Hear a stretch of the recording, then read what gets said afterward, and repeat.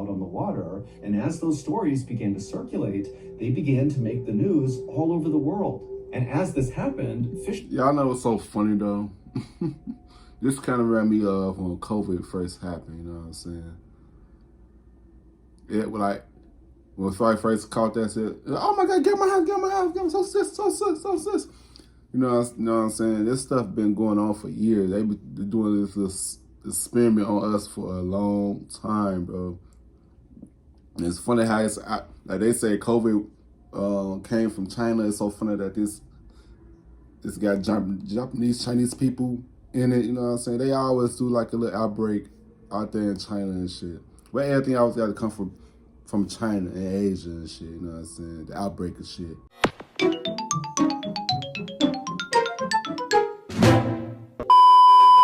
Yo, what's good? What's going on, YouTube? It's your boy Q1 and CB. Now I'm back with another motherfucking reaction video.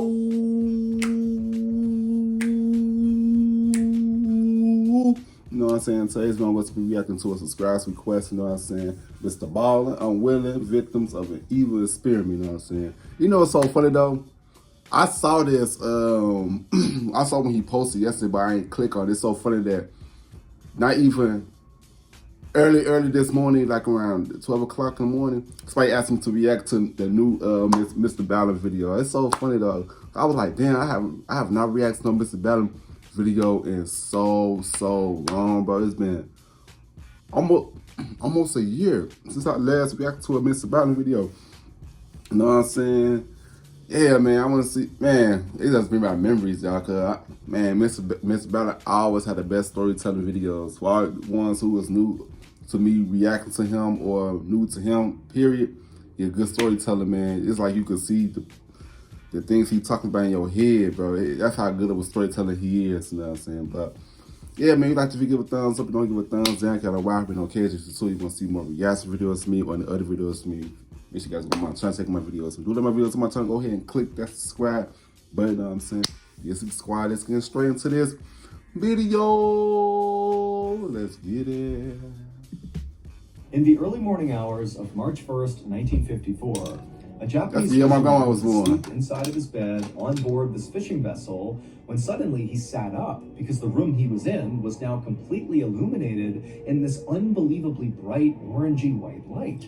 Now, he looked at his watch and saw it was too early for sunrise, and so whatever this light was, it was not the sun. And so this fisherman leapt out of his bed, he ran upstairs to the top deck, alien invasion, looked out towards these lights in the sky, and then the lights just vanished. And so for a minute, this fisherman and the rest of the crew were kind of relieved because they're thinking, okay, this seemed bad, whatever it was, but it's gone now. However, they didn't know this yet, but those lights were just the beginning of a 2-week-long nightmare that would go down in history as the first time ever humans experienced this particular horrible thing. But before we get into that story, if you're a fan of the strange, dark, and mysterious delivered in story format, then you come to the right place because that's all we do, and we upload once a week. So if that's of interest to you, the next time the like button is fast asleep, secretly take their phone and change the language settings to Katongo Mixtech.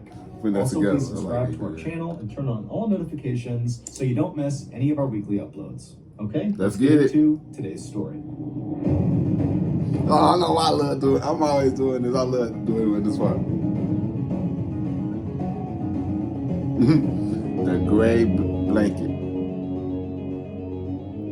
At around 1 a.m. on March 1st, 1954, a 20-year-old fisherman named Oishi Matashishi finally headed down to his bed on the lower deck of the fishing boat that he worked on, which was called Lucky Dragon No. 5. Oishi was totally exhausted. He and the other 22 crew members had been working practically around the clock, 18-hour days for the last 6 weeks, trying to catch tuna, but so far, this trip had really been a disaster. They had gotten stranded on sandbars, there had been these terrible storms that had nearly capsized the boat, and then also they had lost a lot of their fishing lines when they got snagged on coral reefs.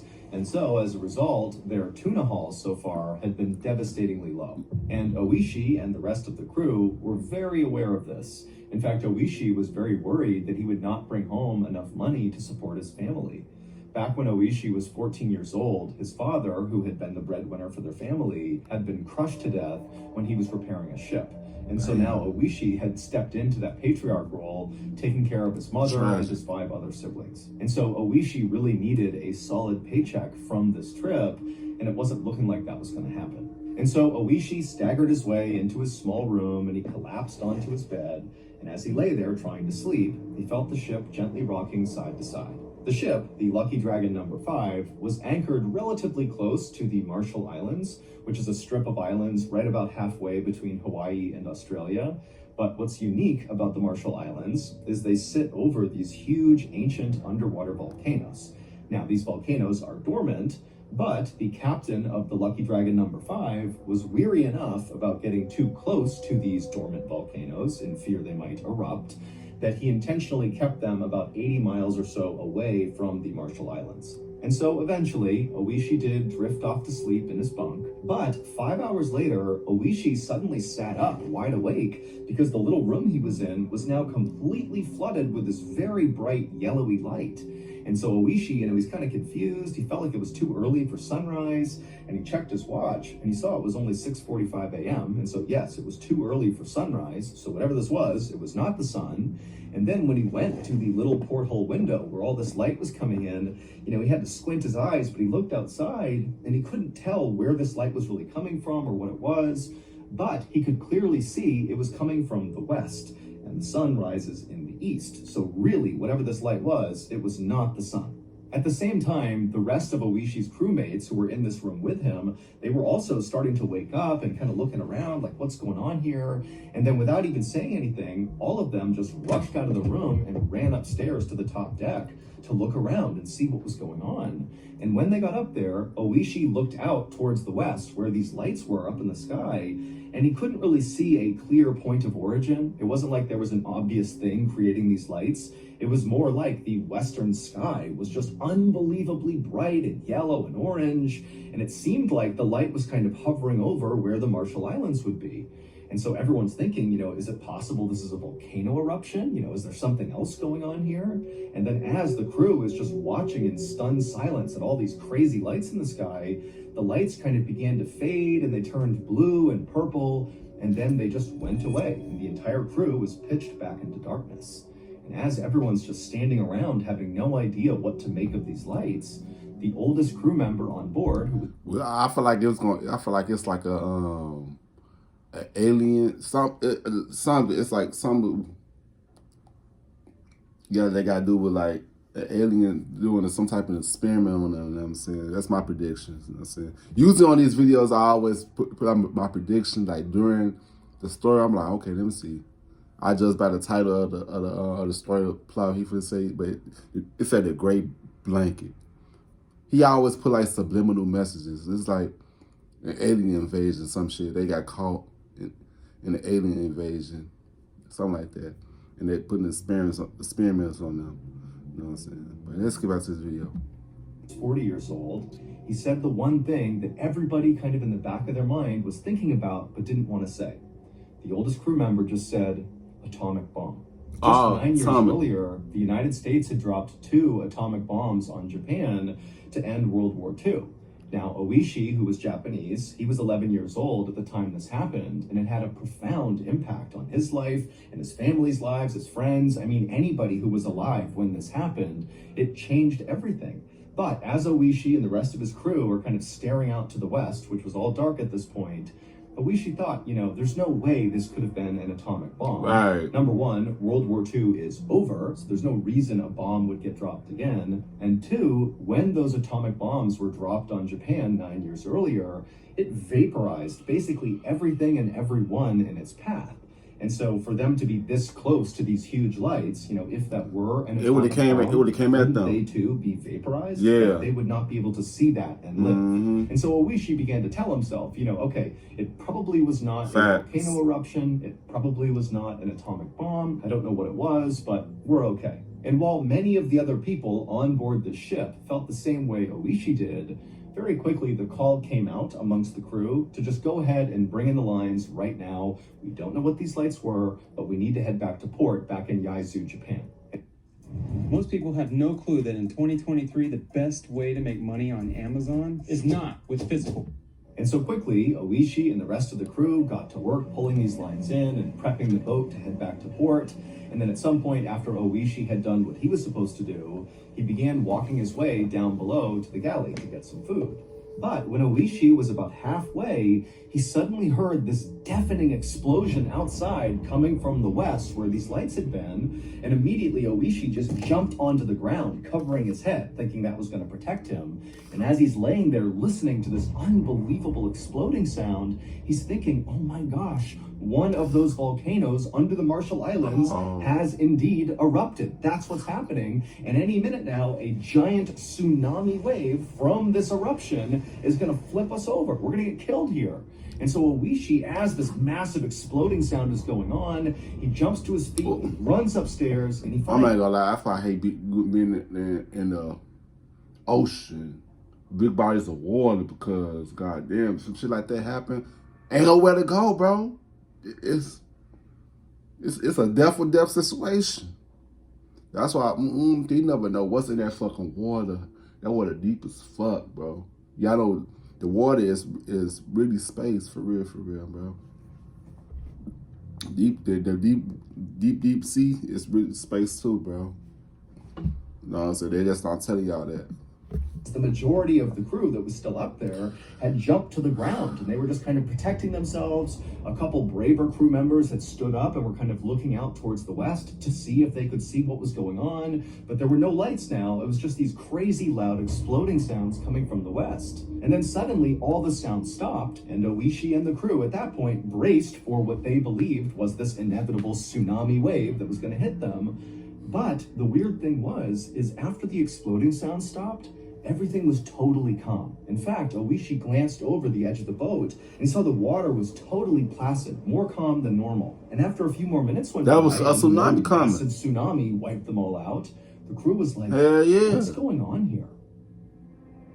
A big ass tsunami coming. When the water be calm like that, that's all the water coming back. For sponsoring today's video. Whoosh. In 2017, I was medically retired from the military. And at first, this was awesome. It was like, finally, I had my life back again.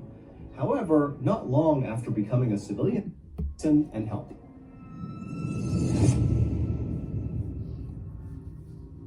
And so as Oishi and the rest of the terrified crew on deck began exchanging wild theories about what these lights and these sounds could have been, ranging from, again, the volcano, or maybe an atomic bomb, or some said maybe an asteroid hit the Earth. And as they're doing that, the ship captain called out again, hey, finish pulling in the lines. We need to get out of here right now. We don't know what that was. We don't know what's coming next. We gotta go. Now, for reference, pulling in these lines was not as simple as it sounded. It was kind of a long and complicated process. And so Oishi and the rest of the crew, they began doing their best to pull these lines in as quickly as they could.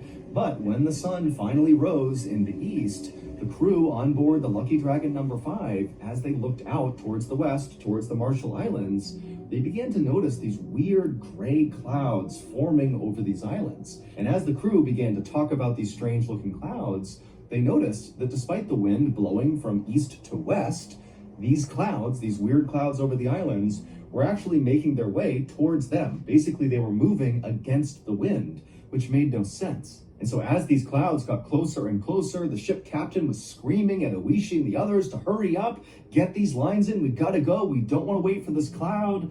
But it just was taking so long to pull in these lines, and before long, these weird gray clouds had moved directly over them and blocked out the sun. It was like it was nighttime all over again.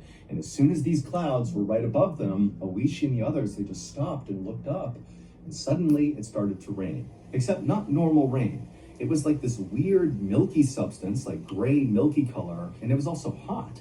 And so Oishi put his hands out and he cupped all this weird liquid in his hands, and nobody knew what it was. And then before long, the rain turned into sleet, still kind of gray and milky, and then the sleet turned into what looked like snow. And so Oishi and the others, they had their hands out still, and they were catching these weird snowflakes, but they didn't melt in their hands. They just kind of pooled on their hand and just sat there. Now, Oishi and the others were definitely unsettled by the snow, and frankly by everything that had happened that morning. They really did not understand what was going on.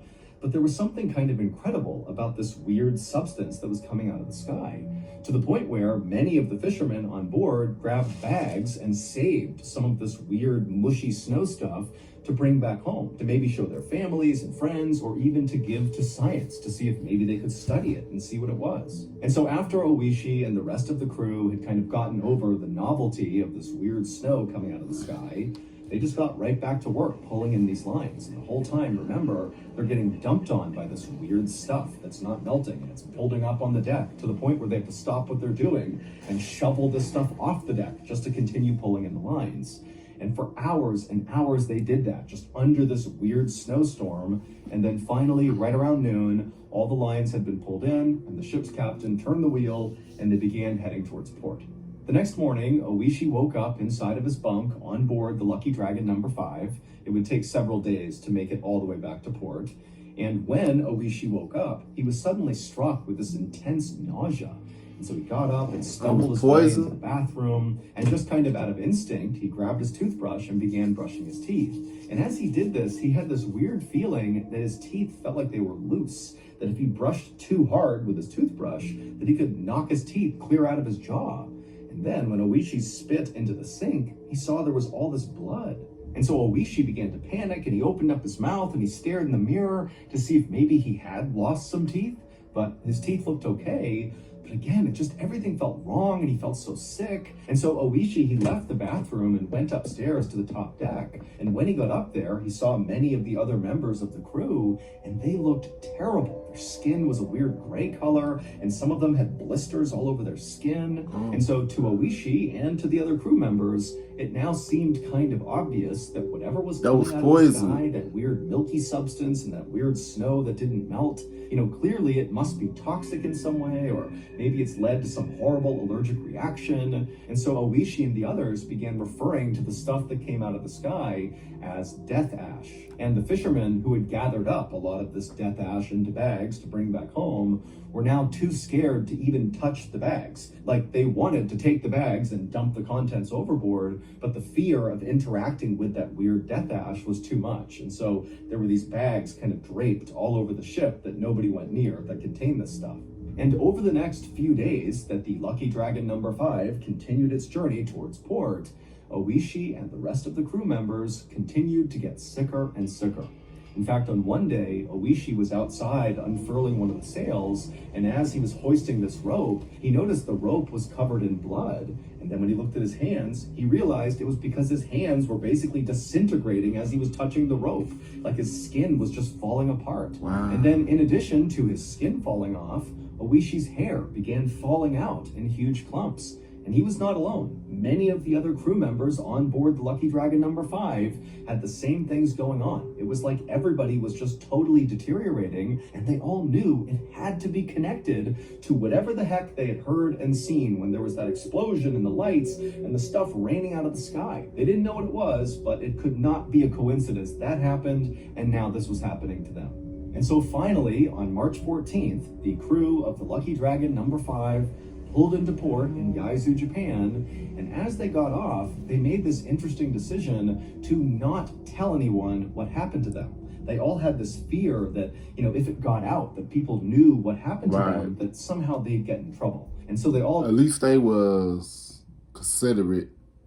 They was very considerate not to spread what they had going on, because they want to destroy everybody else. They don't want it to be spreading. Okay, most motherfuckers, that once they get something, they're not going to tell nobody. They just going to spread it to everybody else and make everybody else suffer with them and shit. You know what I'm saying? I like how they were so considerate. But, yeah, this was the video. Decided they would treat whatever was happening to them, but they would do it kind of secretly. And so Oishi, as soon as he left the boat, he went straight to the doctor's office, and as best as he could, he tried to kind of discreetly tell the doctor what had happened during this fishing trip. And then he showed the doctor all these lesions on his skin and bald spots and the fact that he was so sick and that his teeth felt loose. And the doctor's like, I had no idea what's wrong with you. And so all he did was prescribe Oishi some zinc ointment to put on all of these blisters and lesions on his skin. And he told Oishi that, this should work, it should clear everything up, and you should be okay, but, come back if this ointment made it worse. Medicaid keeps me covered. It keeps me covered too. Illinois is mailing annual.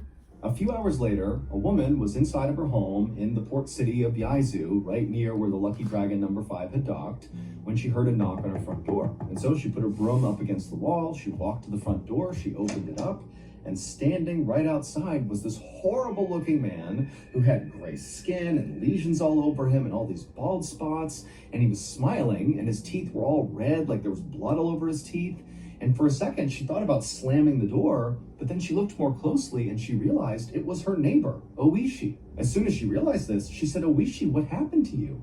And he just kind of shrugged his shoulders like he didn't have a way to explain all of this. And then he held out a small gray package and he just said, "You know, here's some extra fish that we caught on the last fishing trip I was on. I just wanted to give it to you." And the woman, who was still totally caught off guard by how terrible Oishi looked, she just turned and pointed at her kitchen table, telling Oishi to put the fish on the table. And so Oishi came inside and limped his way into the kitchen and put the package down. And then when he turned to leave, the woman stopped him and she said, "Oishi, tell me what's going on here. You look horrible. You have all these bloody bandages on you. Was there a fire on the boat? Was there some sort of accident? You know, tell me." And so Oishi, he looked down for a second. That was a real and then photo he looked of him? back at her and said, "I'm sorry, I can't tell you." Because again, remember, Oishi and the rest of the crew had decided they were not going to share details of what happened. And so this woman, who really liked Oishi and wanted to make sure he was okay, she just said, "Okay, you don't got to tell me about it, but here, have a seat, we'll catch up about other things." And so Oishi, he nodded and took a seat inside the living room. And as he sat there, the woman went into the kitchen and she got a cup of water. She brought it back and she handed it to him. And Oishi, he took the cup with a trembling hand and he sat there drinking his water, just looking so terrible. And the woman, she really didn't know what to say. She did not understand at all what was happening, but she could tell, Oishi does not want to talk about it.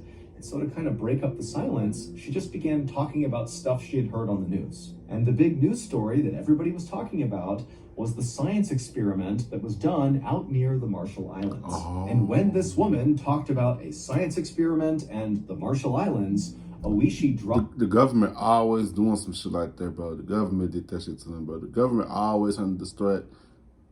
The world government always doing this shit to destroy its people, bro. That's why we can't never rely on them, bro. You know what I'm saying? It's really us against them, bro. It's been like this for decades, centuries. His glass and it shattered on the ground, and he just stared at this woman with a look of absolute terror on his face. And at this point, Oishi decided he was not going to keep his story secret anymore, and so he told his neighbor what had happened out on the water, the explosions, the lights, the rain, the snow, all of it. And after he did, the woman became terrified and said, "Get out of my house, go, go, go." And so Oishi, he got up and he kind of ran out of the house, not really sure what was going on. And then the woman, after Oishi was gone, she turned and she realized the package of fish that Oishi had left was sitting inside of her kitchen. And so she screamed and she too ran out the door. Over the next few days, more and more of the fishermen from the Lucky Dragon number 5 began to talk about what had happened out on the water. And as those stories began to circulate, they began to make the news all over the world. And as this happened, Y'all know what's so funny though? This kind of ran me off when COVID first happened, you know what I'm saying? It was like, when I first caught that, said, "Oh my God, get my house, get my house, get my so sis. You know what I'm saying? This stuff been going on for years. They been doing this experiment on us for a long time, bro. And it's funny how it's like they say COVID came from China. It's so funny that this got Japanese, Chinese people in it. You know what I'm saying? They always do like a little outbreak out there in China and shit. Well, everything always got to come from China and Asia and shit. You know what I'm saying? The outbreak of shit. What's the video? Markets all over Japan had to shut down and destroy thousands and thousands of pounds of fish in fear that it might have come from the Lucky Dragon number 5. And the reason why everybody was so scared of coming in contact with anything that had been on board the Lucky Dragon, whether it was the fish or the people, is because on March 1st, 1954, when Oishi was suddenly woken up by the bright light outside coming from the west, and then there was that loud explosion, and then the cloud and the rain and the snow, all of that was not a volcano. It was not an atomic bomb. It was not a meteorite. It was not a fire. It was that science experiment that was talked about on the news. The US military was testing a brand new weapon that is quite possibly the most lethal weapon ever made.